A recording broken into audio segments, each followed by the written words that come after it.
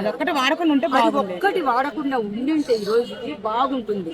ఆ పదం బదులు వేరే ఇంకేదన్నా వాడినట్టు అయిపోయేది. కానీ ప్రతిసారి శివాజీ గారు ఎక్కడైనా నోరు జారుతారు ఆయన కావాలని జారుతాడు ఒకసారి.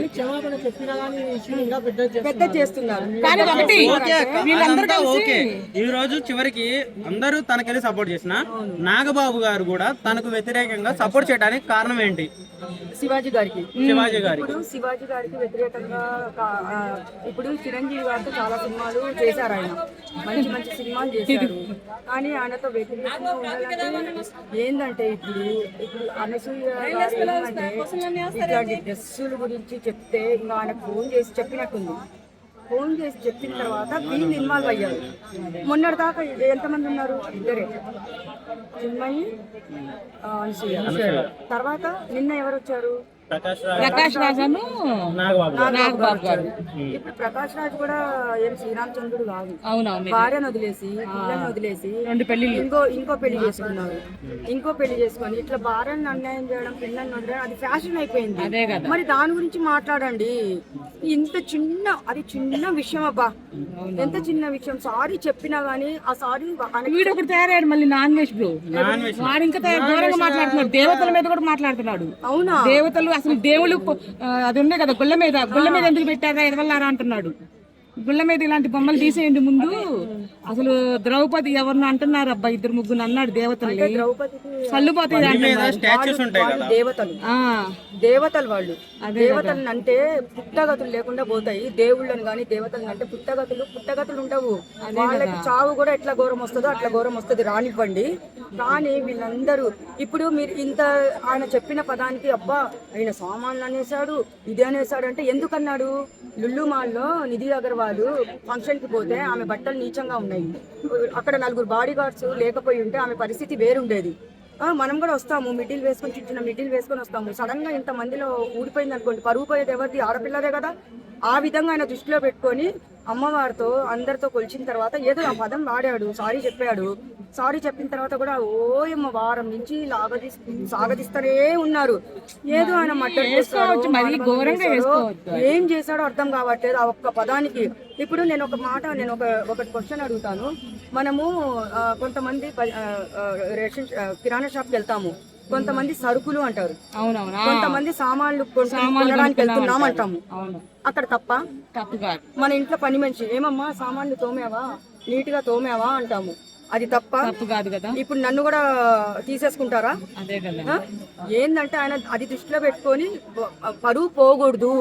ఆడపిల్లది వెళ్ళేటప్పుడు కొంచెం మంచి జాగ్రత్తగా వెళ్ళండి, ఈవెంట్లకు వెళ్ళినప్పుడు మంచి బట్టలు వేసుకోండి అనే కదా అన్నారు. అది చెప్తున్నా నేనైతే. ఇప్పుడు శివాజీ గారు అన్నదానికి మీరు ఏం మెసేజ్ ఇస్తారు?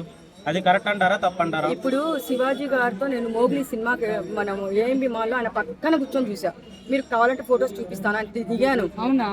పక్కనే కూర్చొని దిగా ఆయన మాట్లాడా. అన్న బాగున్నారా అంటే బాగున్నాను తల్లి అంటే, కోర్టు మూవీలో పని చేశారన్న, నిజంగా మిమ్మల్ని చూస్తే మాకు భయం వేసింది అని చెప్పి శివాజీ అన్నతో చెప్పిన తర్వాత థ్యాంక్ యూ తల్లి అని చెప్పేసిన తర్వాత ఆయన ఫోటోలు దిగాము.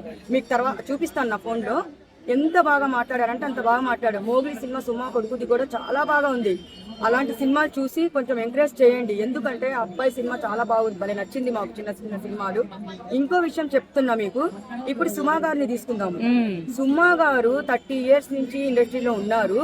ప్రతి ఒక్క ఈవెంట్ లో అటెండ్ అవుతారు. ఆమె కాస్ట్యూమ్స్ ఎంత మంచిగా వేస్తుంది అంటే అంత మంచిగా వేస్తారు ఆమె. ఇంతవరకు సుమా గారిని ఒక్క మాట అనలేదు, అవునా కాదా? అయితే ఇప్పుడు ఆమె గురించి, ఆమె మంచితనం కానీ, ఆమె వేసే కాస్ట్యూమ్స్, ప్యాంట్ షర్ట్ వేసినా కానీ చాలా నీట్ గా వేస్తుంది, అంత నీట్ గా వేస్తుంది. ఇంతవరకు ఆమె బ్యాడ్ నేమ్ ఇంత ఎక్కడన్నా ఈ కొసానా 50 ఏళ్లలో ఎక్కడన్నా ఆమె ఒక్కటన్నా బ్యాడ్ నేమ్ వచ్చిందా? ఎక్కడ రాలేదు. అంత మంచి పేరు తెచ్చుకుంది. మళ్ళీ వీళ్ళు ఎందుకు రెచ్చిపోతున్నారు, ఎందుకు అందరినీ రెచ్చగొడుతున్నారు అర్థం కావట్లేదు. ఎవరు? అనసూయను చిన్మయ అనే ఆమె ఏమనిందంట, మా బట్టలు మా ఇష్టం అనిందంట. వాళ్ళ కొడుకే, అనసూయ కొడుకే ఒకసారి అన్నాడంట, మమ్మీ ఎందుకంటే ఆ పిల్లలు మగపిల్లలు చదువుకుంటుంటారు, వాళ్ళమ్మ గురించి ఎవరన్నా బ్యాడ్ గా చెవులో పడిందంటే ఆ మగపిల్లలకి ఎంత ఇబ్బందిగా ఉంటది వినడానికి. ఆ అబ్బాయి కూడా చెప్పాడంట, ఇలాంటి బట్టలు వేసుకోవద్దమ్మా అని చెప్పాడంట కొడుకు కూడా. మరి అలాంటప్పుడు పిల్లలు చెప్పినప్పుడు కూడా నువ్వు కూడా కంట్రోల్లో ఉండాలిగా. మరి నీకెందుకు అంత రోషం వస్తుంది? అంటే ఆయన నీ పేరు ఎత్తాడా, నీ ఊరు ఎత్తాడా చెప్తున్నా. శివాజీ గారు ఓన్లీ ఈ మెసేజ్ వచ్చి హీరోయిన్స్ కి రివ్యూస్ ఫంక్షన్స్ అప్పుడు ఇట్లా వేసుకోరామాకనమ్మా నీట్ గా రండమ్మా చెప్పారు. వీళ్ళు ఎందుకు రియాక్ట్ అయ్యారు? రియాక్ట్ అంటే అదే కదా, గుమ్మడికాయ దొంగ ఎవరు అంటే భుజాలు తడుపుకుంటున్నారు వాళ్ళు. అంటే వాళ్ళు దొంగలా? అంటే వాళ్ళని అన్నారా? వాళ్ళు పేరెత్తారా? లేదు కదా. అది చెప్తున్నా. వాళ్ళు ఎందుకంటే ఇప్పుడు మన సామెత మీరు వినే ఉంటారు, దొంగతనం చేయకుండా భుజాలు తడుపుకుంటారు కదా, అలా తడుముకుంటున్నారు పాపము. అందరినీ రెచ్చగొడుతున్నారు. మళ్ళీ వాళ్ళని కూడా ఇన్వాల్వ్ చేశారు. ప్రకాష్ రాజ్ గారిని, మన నాగబాబు గారిని కూడా ఇన్వాల్వ్ చేశారు. ఇది ఎంతవరకు దూసుకొని పోతుందో, ఒక రాకెట్ లాగా దూసుకొని పోతుందో ఏమో తెలియదు. ఇక్కడ ఆపేస్తే బాగుంటుంది అనిపిస్తుంది నాకు. ఆపేయండి ప్లీజ్. క్షమాపణ చెప్పాడు కదా.